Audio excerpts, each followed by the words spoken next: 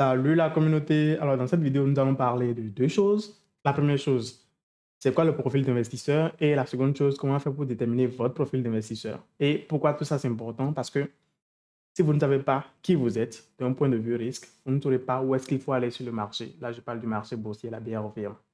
Alors, si vous êtes nouveau sur cette chaîne, nous parlons de quoi? Nous parlons d'investissement en bourse, puis la BRVM. Et la BRVM, c'est la Bourse régionale des valeurs mobilières. C'est une bourse sur laquelle vous pouvez détenir des actions des entreprises locales ici en Afrique. En l'occurrence, 45 entreprises à la date d'aujourd'hui. Et il y a plein d'autres entreprises qui sont en processus d'intégration de cette bourse-là. Alors, ce que vous voyez là, c'est le site officiel de la BRVM et vous pouvez investir sur la BRVM dans des entreprises comme Solibra, c'est la société de bracelet de la Côte d'Ivoire, la plus grande société de bracelet de la Côte d'Ivoire. Sucre Ivoire, c'est une entreprise qui fait dans la transformation de canne à sucre en sucre. BOA, c'est la banque BOA. SIVC, c'est Air Liquide. Total, ce n'est plus à présenter. Bref, de grosses entreprises comme celle-là. Alors, les 46 entreprises, à la date d'aujourd'hui, ont ensemble une valorisation de 6 045 milliards de francs CFA. 6 trillions de francs CFA. Donc, c'est vraiment une grosse bourse. Si vous êtes salarié de la diaspora aussi en Afrique et que vous voulez investir, multiplier votre épargne, c'est une opportunité juste en or. Investir en Afrique, ça passe par la BRVM, j'y crois fermement. Alors, donc voilà ce que c'est que la BRVM. Donc, pour revenir au sujet de notre vidéo, nous allons aborder sans plus tarder le premier point. C'est quoi le profil d'investisseur? Enfin, je vais lire la définition qui est là. Le profil d'investisseur définit vos attentes, vos objectifs de performance, votre niveau d'aversion au risque et votre raison de placement. Donc, en soi, c'est un élément primordial dans la gestion de portefeuille. Donc, ce n'est que ça, en fait. Les deux éléments les plus importants qu'il faut marquer ici, c'est votre aversion au risque. Est-ce que vous tolérez ou pas le risque? Et le second élément, c'est votre raison de placement. Est-ce que vous êtes là pour le long terme ou bien pour un quick buck? Je suis le good term trader. Donc, voilà ce que c'est concrètement. Alors, il y a plusieurs types de profils d'investisseurs. Et donc, il y en a 5. Nous allons parcourir les 5 pour voir ce que chacun peut dire concrètement. Et ensuite, en troisième partie, nous allons voir à quel, vous, en particulier, vous êtes quel type d'investisseur. Ouais, quoi. OK. Donc, alors, le premier profil d'investisseur, c'est le conservateur. Le conservateur, il est plutôt orienté protection. Ce qu'il veut faire, c'est protéger ses avoirs. C'est ça sa priorité. Ce n'est pas tellement de la croître, c'est protéger ce qu'il a déjà. Rapide. Le second profil, il est du genre défensif. Alors, qu'est-ce que lui veut? C'est de la sécurité. C'est vrai, lui, il est un peu plus porté sur croître, la croissance de son capital, mais il veut surtout de la sécurité pour son capital aussi. Donc, disons que c'est un conservateur, mais qui est un peu plus ouvert à accroître son patrimoine. Alors, le troisième, c'est le neutre. Le neutre, lui, il est plutôt équilibré. Il est un peu plus ouvert que le défensif à accroître son patrimoine et donc naturellement un peu plus ouvert au risque. Donc, il est déjà équilibré. On ne veut pas perdre ce qu'on a déjà, mais on veut quand même gagner un peu. Ouais, c'est ça. Et ce sera généralement le cas pour presque tous les investisseurs, enfin, pour la majorité des investisseurs qui sont sur les différents marchés financiers. Alors, le dynamique, lui, il est beaucoup plus ouvert au risque. Si on devait partager défense 50%, attaque 50%, lui, il est plus porté sur l'attaque, il est plus ouvert au risque. Bien plus ouvert au risque. Et le dernier type, c'est le genre agressif. Alors, lui, c'est un spéculateur né. C'est un day trader. Lui, ça ne lui fait ni chaud ni froid de voir son capital fondre. Si, en contrepartie, il peut espérer gagner le double ou bien le triple de son argent rapidement. Donc, c'est un spéculateur né. Alors, de ces 5 types que nous venons de voir, vous en particulier, vous êtes de quel type? Ouais, je sais que vous n'êtes pas là avec moi, donc nous allons prendre mon cas, moi, pour essayer d'évaluer, moi en particulier, quel type d'investisseur je suis, mon profil. Donc, pour ça, nous allons utiliser une ressource juste incroyable, encore RichBoost, qui nous a fait une page en diamant. Si vous parcourez cette page et que vous cochez les bonnes cases, vous êtes honnête avec vous-même, je suis convaincu qu'à la fin, vous allez ressortir avec le profil d'investisseur qui vous correspond à 100%. C'est que la page est juste bien faite. Mais vraiment. Alors, donc le lien, vous le voyez là, vous pourrez vous-même plus tard partir sur ce lien-là pour faire votre analyse à vous-même. Mais on va commencer. Et donc, il y a 2 volets. Le premier volet, c'est votre situation personnelle. Donc, le site de connaître votre situation personnelle. Et le second volet, c'est votre tolérance au risque. Donc, ces deux volets combinés vont permettre à l'algorithme du site de déterminer votre profil d'investisseur. Alors, premier volet. La première question qu'on vous pose, c'est si tout va comme prévu, vous comptez prendre votre retraite dans combien de temps? Alors, moi, perso, je vais dire environ 25 ou plus. Je ne suis pas pressé de prendre ma retraite. Surtout quand je fais, enfin, quand je fais un truc qui me passionne. Donc, ça va, quoi. Je ne suis pas pressé d'arrêter de travailler ou un truc dans le genre. I'm enjoying my work, really. Donc, OK. Alors, donc je coche. Deuxième question. Comment pourriez-vous qualifier votre situation financière actuelle? Alors, je dirais très bonne. Je ne crois pas que j'exagère.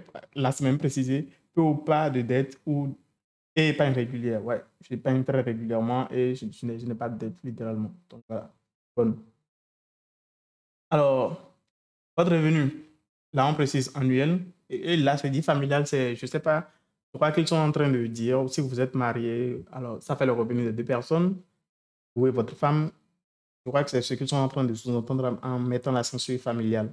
Moi, pour le moment, je ne suis pas marié, donc je suis célibataire et je vais être honnête, je ne gagne pas plus de 7 100 francs CFA comme salaire l'année. Alors, donc, je vais cocher. Le premier, moins de 7 600 francs CFA l'année comme revenu salarial. Salarial, je précise bien, ce n'est pas ce qui est sur la BRV. Alors, vous souhaitez pouvoir suivre l'évolution des rendements sur votre portefeuille tous les jours, tous les mois, chaque 3 mois ou bien tous les ans. Moi, c'est tous les jours. Alors, je ne sais pas dans quelle intention ils ont mis cette question-là. Est-ce que c'est pour voir si vous êtes du genre à faire des trucs régulièrement ou bien je ne sais pas. Moi, je voudrais voir le contenu de mon portefeuille, son évolution tous les jours, mais ça ne veut pas dire que je vais passer des ordres tous les jours ou bien toutes les semaines, ce genre de truc-là. C'est juste pour constater. Cela dit, dans les faits, je ne regarde pas mon portefeuille tous les jours. Peut-être même une fois par mois, en fait. Ouais, quoi. Bon, OK. Ça, je coche alors tous les mois. Concrètement, c'est ce que je fais, donc tous les mois. Alors, vous savez qu'il est recommandé d'avoir de l'argent en réserve pour faire face aux imprévus. Ouais. De combien de mois de revenu familial net disposez-vous actuellement? Alors, ça, c'est ce qu'on appelle emergency fund. Donc, de la réserve que vous avez en fait avec vous pour pouvoir résister aux imprévus qui vont apparaître juste comme ça. Donc, moi, là, je dois avoir entre 1 et 3 mois de réserve. Donc, je coche 3 mois. Et donc, là, j'ai fini avec le premier volet. Ma situation personnelle. Alors, j'attaque le second volet. Ma tolérance au risque. Alors, on dit quelle serait votre réaction lorsque vos placements fluctuent considérablement? Alors, moi, c'est comme le dit Warren Buffett, c'est quand le marché descend, le marché baisse, moi, ça me réjouit en fait parce que je peux acheter davantage d'actions. Donc, je n'ai aucun problème avec un marché qui est en baisse, mais alors aucun. C'est peut-être, je dirais même que c'est ce que j'aime le plus. Voilà quoi. Alors, donc, je suis là, vous conservez vos placements sans vous inquiéter. Car vous investissez à long terme. Oui, j'investis à long terme et je conserve. En fait, j'achète même davantage. Il n'y a pas cette option-là, sinon je l'aurais coché. Alors, on dit un parent vos sujets d'investir le montant que vous avez prévu épargner cette année dans un titre risqué. La valeur a une chance sur deux de tripler d'ici 2 ans. Mais vous savez aussi qu'elle a une chance sur deux. Il y a une chance sur deux que vous perdiez tout. Alors, il y a une chance sur deux que je perde tout. Là, c'est très gros. Je ne fais jamais dans ce genre de deal-là. Et une fois encore, c'est comme le dit Warren Buffett, c'est le retour du capital est nettement plus important que le retour sur le capital.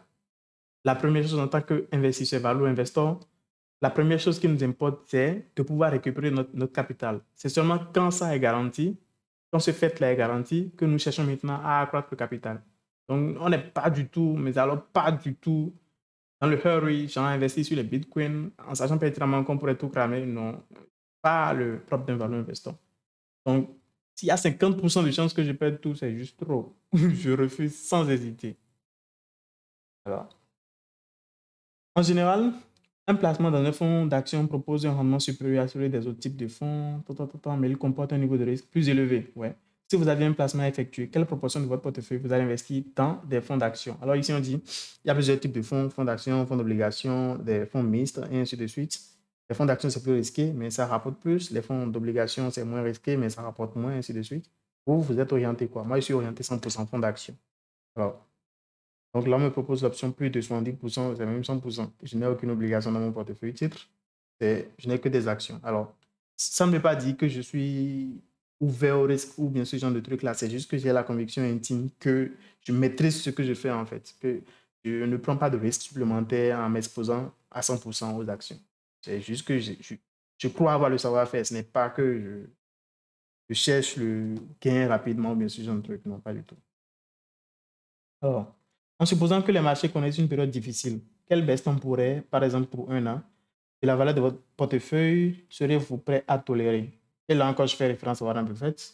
En tant que valeur investor, investisseur dans la valeur, si on peut traduire ça comme ça en français, je ne sais pas, c'est un peu écarté de la chose. On est prêt à perdre 50% de notre portefeuille chaque année. Quand je dis perdre, c'est une variation temporaire. On est prêt à supporter une baisse de 50% de la valeur du portefeuille. Et donc, il y aura par la suite une correction. Ça va remonter. Ce n'était pas perdre une variation, une baisse. Ouais. Et c'est même au Wad Max là, je ne sais pas si vous savez qui c'est Wad Max.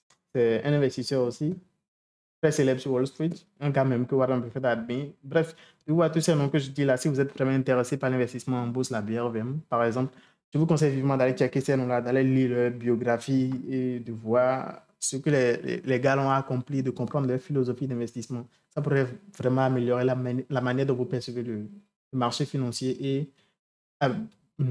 influencer votre stratégie d'investissement. Alors, donc oui, on est prêt à subir des baisses de plus de 50% de notre portefeuille. Absolument. Et dernière question, donc pour déterminer notre profil d'investisseur, on nous dit, vous avez 1 250 000 à investir. 4 options comportant 2 rendements possibles. Lequel vous choisissez? Laquelle vous choisissez? Option A, rendement possible. En investissant les 1 250 000, vous pouvez gagner soit 1 300 000, soit 1 325 000. Là, l'écart n'est pas très grand. Option B, vous pouvez gagner soit 1 225 000, soit 1 437 000. L'écart est un peu plus grand. Ensuite, c'est C, 1 225 000, 1 562 000. Là, l'écart est encore beaucoup plus grand. Et D, 1 million et 1 750 000. Alors, moi, sans réfléchir, je choisis l'option A. Ouais. Parce que j'investis, attention, A. Parce que j'investis dans des titres prévisibles, si on peut dire ça comme ça. Enfin, le plus prévisible possible. Et là, je ne sais pas, bon, si vous lisez des trucs sur Warren Buffett, par exemple, il a une certaine théorie qu'il appelle Equity Bond Theory. Donc, sa théorie sur les equity bonds, c'est en fait des actions qui se comportent comme des obligations. Ouais. Et là, ce qu'il décrit là se rapproche beaucoup de la catégorie des fast growers dont Peter Lynch parle souvent.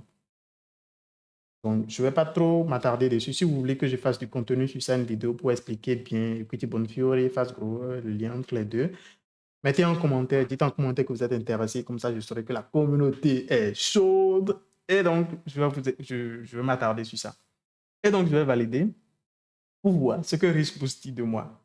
Que je suis du genre ouvert au risque ou bien conservateur. Alors, résultat. On dit, votre profil d'investisseur croissance, c'est clair, je suis ouvert à la croissance. Je ne suis pas du genre défensif à vouloir protéger mon patrimoine sans et ne pas du tout m'ouvrir au risque. Non, c'est pas. Je m'ouvre au risque, mais de manière modérée. On va voir si ça aboutit à la même conclusion. Alors, vos objectifs. Pour rechercher un bon potentiel de croissance à long terme, c'est clair, tout en maintenant une certaine stabilité, c'est sûr. Alors, et ensuite, on me dit votre tolérance au risque. Vous diversifiez vos placements en incorporant quelques catégories d'actifs. Vous investissez principalement dans des fonds d'action tout en accordant une importance appréciable à la volatilité du capital. Ouais, je suis à 100% dedans. Les actions et la volatilité, c'est mon ami. J'achète plus quand le marché est en baisse. Et quand le marché est en hausse, bah, c'est un scénario idéal encore. OK.